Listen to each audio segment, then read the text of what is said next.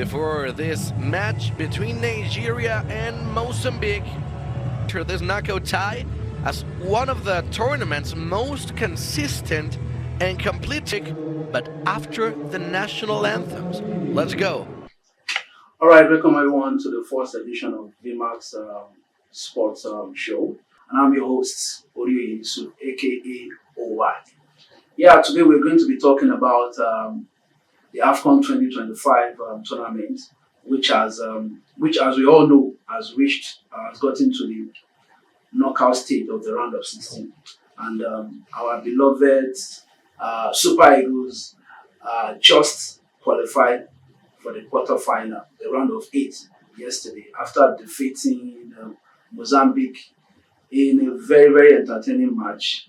I can call it, I think I would like to call it a one-sided match where they trashed Mozambique national team 4-0. The tournament has gotten to the knockout stage, that's the round of 16 stage. Okay, so we're going to quickly have a rundown of the round of 16 matches that have been played so far.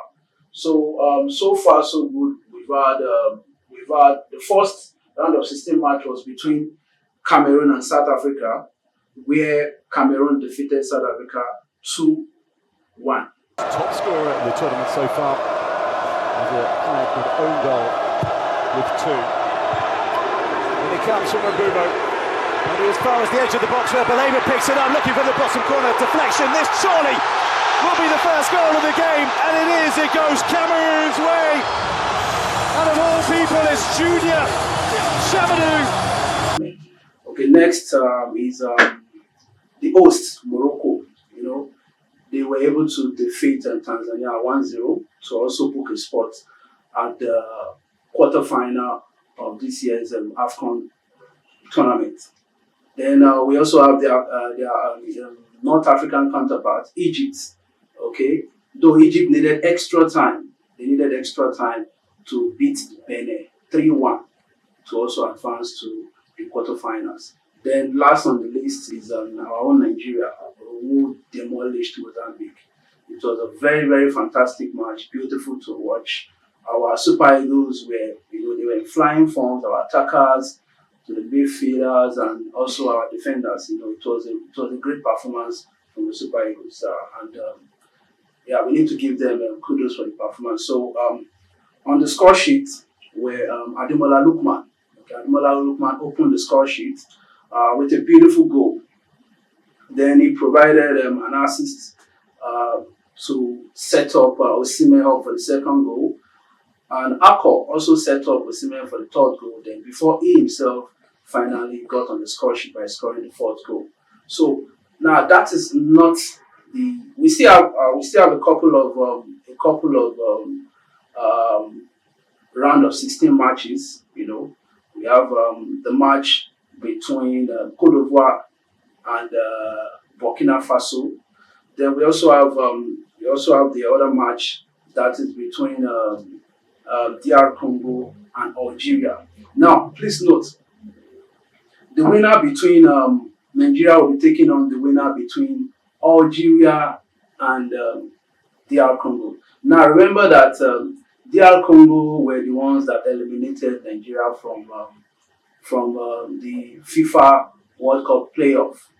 If you can still remember very well, they eliminated us via a penalty shootout. So if they manage to beat the Algerian national team and qualify to the quarterfinals, I think that will give the Super Eagles an opportunity to avenge their loss against them in the FIFA qualification playoff. Yeah, I would say that now I would like to go to the highlight of today's episode of today's show, which is the face-off. Let me put it that way, between Victor Osimhen and Osimhen Lookman. It was an embarrassing face-off. It was totally uncalled for, and which is the more reason why it needs to be spoken about. It needs to be talked about. And after looking at the situation critically, I've come up with 4 critical points, which I think every footballer representing the green, white, green, representing the Nigerian national team needs to have at the back of their mind. Now let's start with the first point. The first point is team first, ego second. Now, when you're representing your country at the high level, such as the AFCON level, you need to put your ego at home.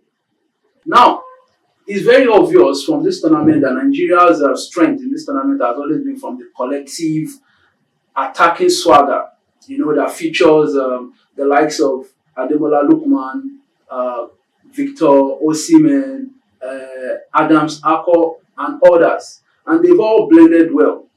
Now, when a certain player berates another publicly, what does it do? What effect does this have?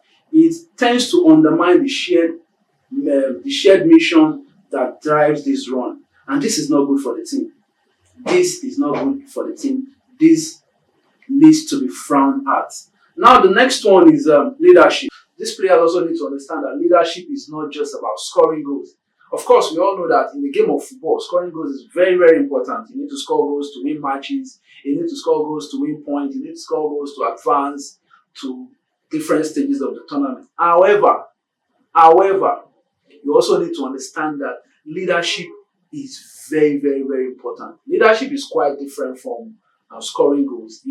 When a footballer that has the ability of scoring goals also possess leadership qualities, then such player, the sky is just going to be the starting point, not the stepping stone. Like, it's going to be not the end. It's going to be the starting point for him. So there are a lot of examples that we can look at in the football. We can take Messi as an example. Look at the way his teammates play for him. Look at the way they want to die for him on the pitch. It's not because he's Messi or whatever. It's because you will never see Messi calling out his teammates or disrespecting them on the field of play simply because the person missed a chance or whatever. You never see anybody doing it. And we're talking about these are the world-class players, that have gotten to the upper echelon of when it comes to football. So why would one player somewhere be feeling like he's bigger than the team and as a result be disrespecting his team? So so leadership is very, very important in football. It's very, very important. You need to lift your teammates up. You don't kill their spirit. You don't snap at them, especially in public eye. It's very wrong. These players need to be made to understand this. Now, the third point, respect for the fans and country. When you put on the green, white, green, you need to understand that you're not just representing yourself or your family. You're representing a whole nation. A nation of over 200 million population is what you're representing. You're not representing your family alone.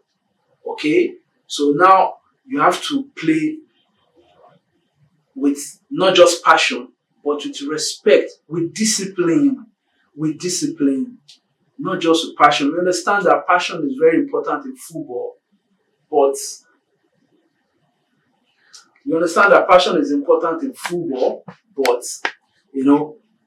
when you are being passionate, you also have to, consider being disciplined. You don't become passionate at the expense of discipline.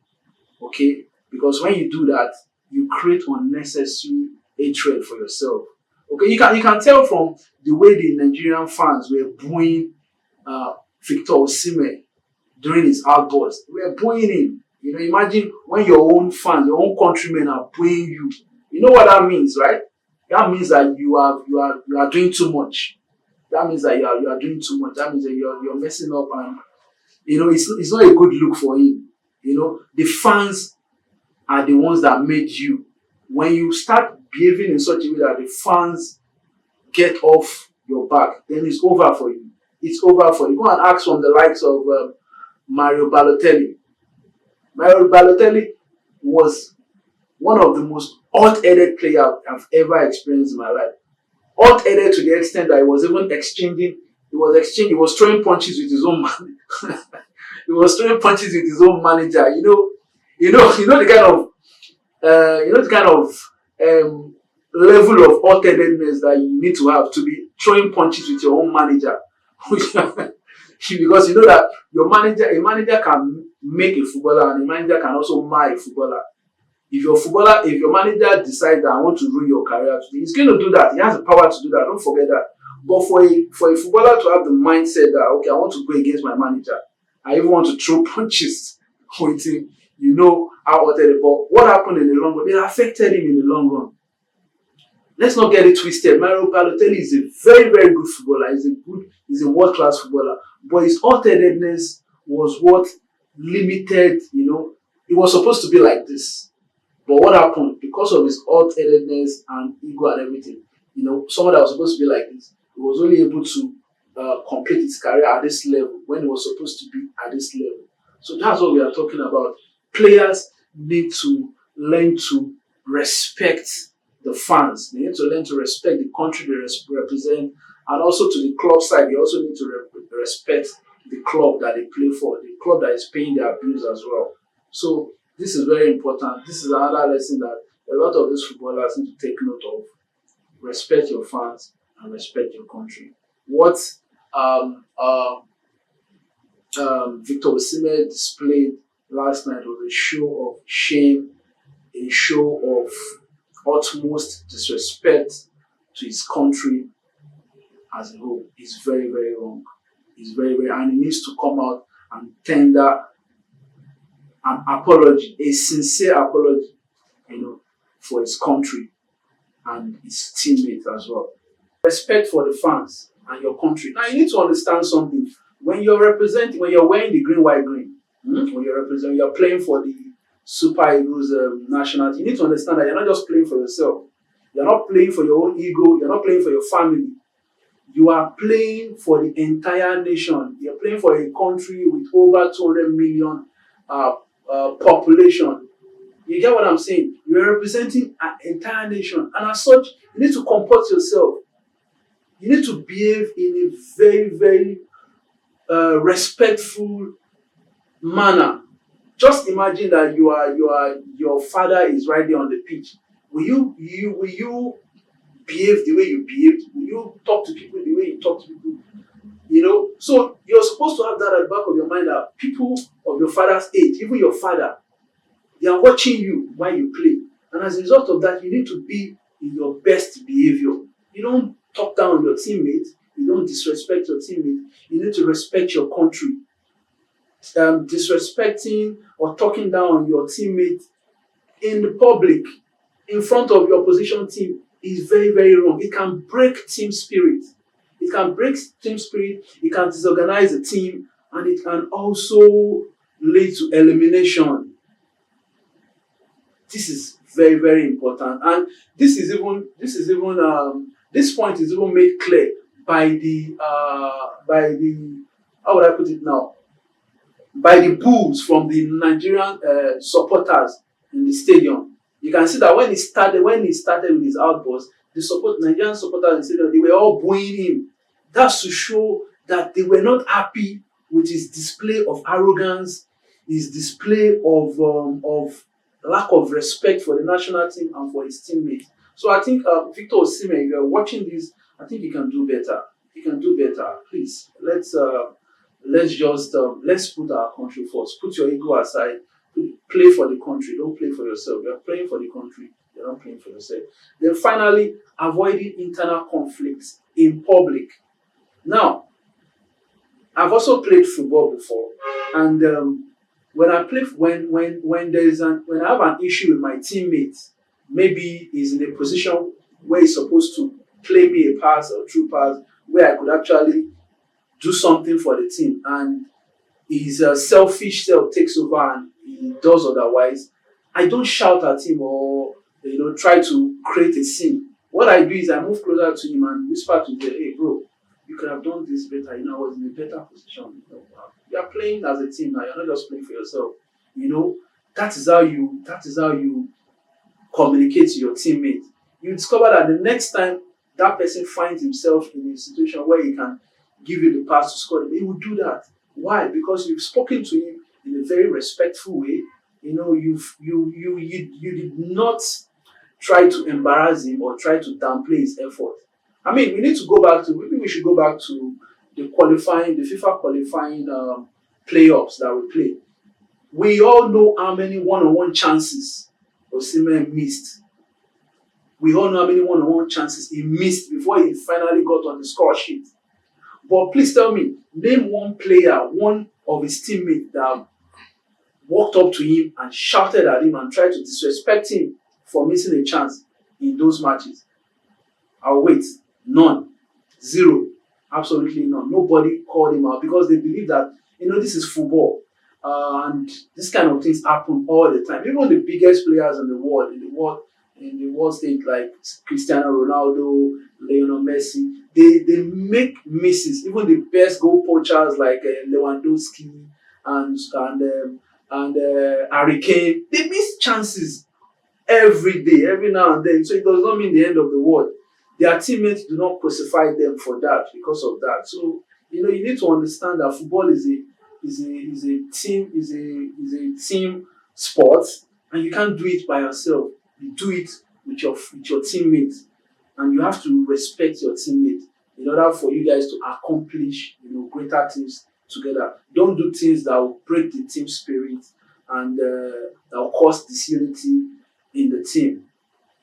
Please, for the sake of Nigerians and for the sake of all football lovers. Thank you very much for staying with us from the beginning of the show until the end. Until we meet again next time, I remain your host, Orioye Yusuf, aka OY for short. Yeah, stay tuned. We look forward to bringing you more interesting episodes.